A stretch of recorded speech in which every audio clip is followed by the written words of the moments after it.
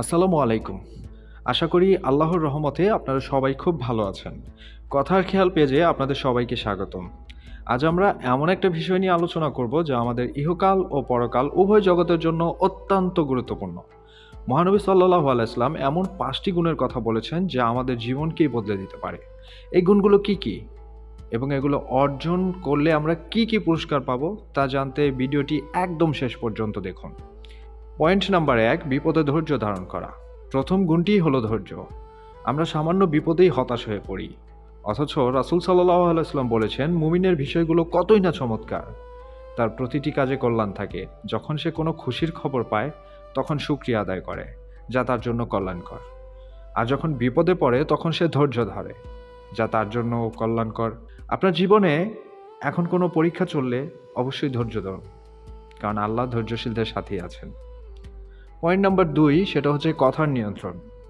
দ্বিতীয় গুণটি হলো নিজের জিহ্বা বা মুখকে নিয়ন্ত্রণ করা। নবীজি সাল্লাল্লাহু আলাইহি সাল্লাম বলেন, যে ব্যক্তি আল্লাহ ও পরকালের উপর বিশ্বাস রাখে সে যেন ভালো কথা বলে অথবা চুপ থাকে।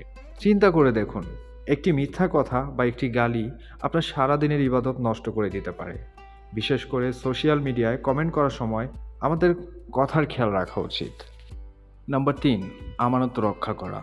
তৃতীয় গুণ হলো আমানত রক্ষা। কারো কাছে কিছু গচ্ছিত রাখলে বা কারো গোপন কথা জানলে তা রক্ষা করাই হলো মুমিনের কাজ। কোরআন মাজিদে আল্লাহ তাআলা সফল মুমিনের বর্ণনা দিতে গিয়ে বলেছেন, আর যারা নিজেদের আমানত ও প্রতিশ্রুতি রক্ষা করে মূলত তারাই সফল। নবীজি সাল্লাল্লাহু আলাইহি ওয়াসাল্লাম আমানত রক্ষা না করাকে মুনাফিকের লক্ষণ বলেছেন। যার আমানতদারি নেই তার ঈমানই নেই। চতুর্থ গুণটি হলো মানুষের উপকার করা, মানুষের সেবা করা। রাসূলুল্লাহ সাল্লাল্লাহু আলাইহি ওয়াসাল্লাম বলেছেন, মানুষের মধ্যে সেই উত্তম যে মানুষের জন্য বেশি উপকারী। ইসলাম শুধু নিজের জন্য নয়, অন্যের কথা ভাবার নামই ইসলাম। রাস্তা থেকে একটি কষ্টদায়ক পাথর সরিয়ে দেওয়াও কিন্তু এক একটি ইবাদত। নাম্বার ৫, সবশেষে সেটা হচ্ছে গীবত বর্জন। সবশেষে কঠিন গুণটি হলো পরনিন্দা বা গীবত থেকে বেঁচে থাকা। আল্লাহ তাআলা বলেন, তোমরা একে অপরের গীবত করো না। তোমাদের কেউ কি তার মৃত ভাইয়ের গোশত খেতে পছন্দ করবে? নিশ্চয়ই তোমরা তা অপছন্দ করবে। আমরা চায়ের আড্ডায় বা ঘরে বসে সব সময় অন্যের সমালোচনা করি।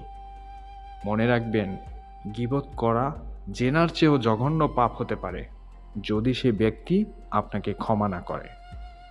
সুপ্রিয় দর্শক, সম্মানিত ভাই ও বোনেরা, এই ৫টি গুণ আমাদের মধ্যে যদি আনতে পারি, আমাদের সমাজটা জান্নাতের মতো সুন্দর হয়ে যাবে।